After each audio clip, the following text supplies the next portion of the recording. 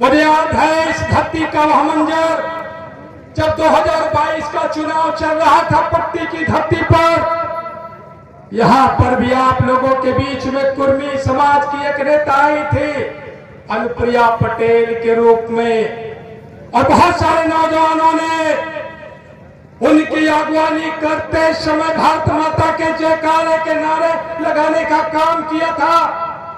लेकिन मैं पूछना चाहता हूं कि गोविंदपुर की धरती पर जब अन्याय और अत्याचार हो रहा था तब कहां चली गई थी नेताजी? उनको न्याय दिलाने में उनकी रुचि नहीं रही। आकर के आप लोगों के बीच में जयकारे लगवा लेने के बाद, कोरम पूरा करने के बाद दिल्ली चली गई। लोग जेल की सलाखों के भीतर रहे, लोग अपना घर द्वार छोड़ करके दर दर भटकने को मजबूर रहे। सरकार में रह करके सरकार के मंत्री होने के बावजूद भी आपको न्याय दिलाने में उनकी दिलचस्पी नहीं रही। उनकी दिलचस्पी कहां होती है? सबसे पहले मैं उन नौजवानों से पूछना चाहता हूं, क्या मिला आपको? इस भारतीय जनता पार्टी की सरकार ने नौजवानों को, जिन्होंने भारत माता के जयकारे के नारे लगाए, उनको दे दी बदहाली और बेरोजगारी। और भारतीय जनता पार्टी के आला मुखिया जो है, भाई और बहनों के नेता जो है, उन्होंने अपने उद्योगपति मित्रों को दे दी दौलत और खुशहाली। दिया कि नहीं दिया? आप याद करो 2014 के पहले उन्होंने एक बार गुजरात की धरती से कहा था, मैं पिछड़ी जाति में पैदा हुआ हूं। Doctor R K. वर्मा जैसे एक नए राजनीतिक कार्यकर्ता को यह विश्वास हुआ कि शायद भारत के राजनीतिक आईने में पिछड़े अनुसूचित समाज के लोगों की हिस्सेदारी, भागीदारी बढ़ने वाली है। लेकिन क्या हुआ? आप सब लोग अच्छी तरीके से देख रहे हैं। अभी 69,000 शिक्षक भर्ती का घोटाला, जिसमें लगभग 6,500 ऐसे अभ्यर्थी जो पिछड़े अनुसूचित समाज के लोग हैं, जिनको शिक्षक बन जाना चाहिए था, लेकिन योगी सरकार के इशारे पर उनके आला अधिकारियों ने अभी तक उनको शिक्षक नहीं बनने दिया।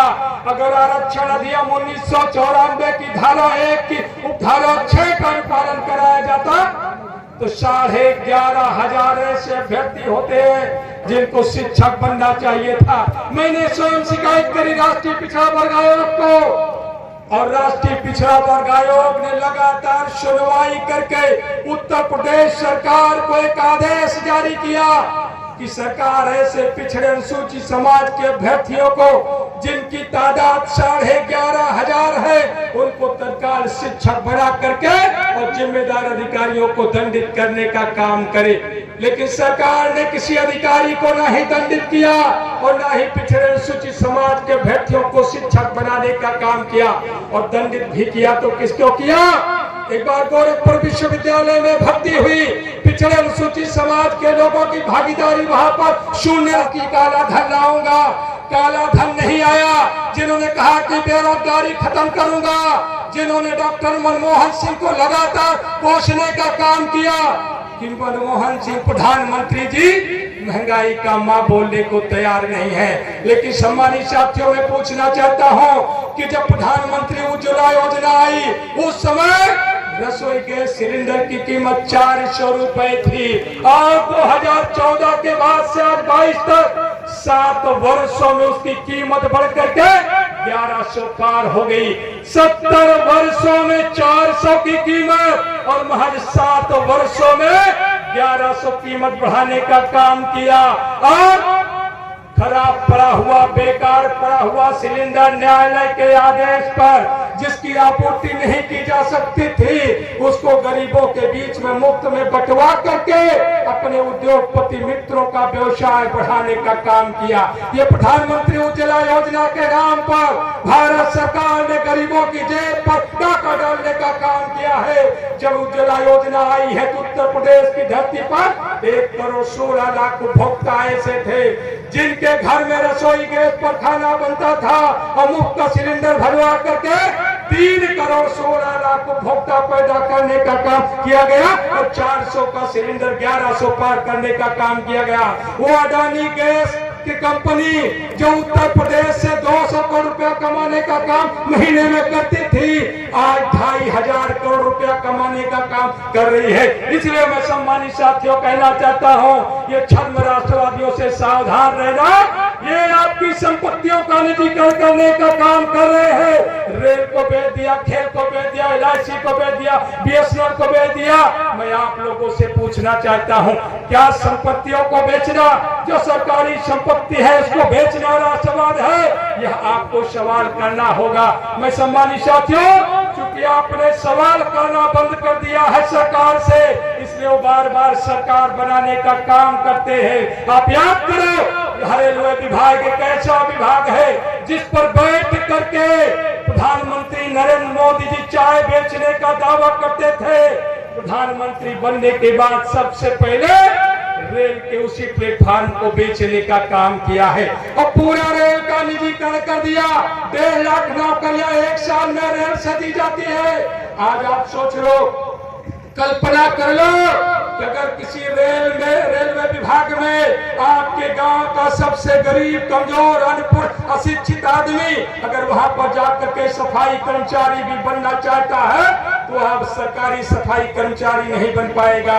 पहले सरकारी सफाई कर्मचारी बनता था जिसको 40,000 से 50,000 रुपए तनख्वाह मिलती थी। आज वही गांव का गरीब घर का बेटा जाएगा, आउटसोर्सिंग कंपनियों के माध्यम से जाएगा और 50,000 के बजाय उसको 10,000 में संतोष करना पड़ेगा और बाकी का 40,000 रुपए किसके पास जाएगा? अडानी की संपत्ति बढ़ाने के काम आएगा।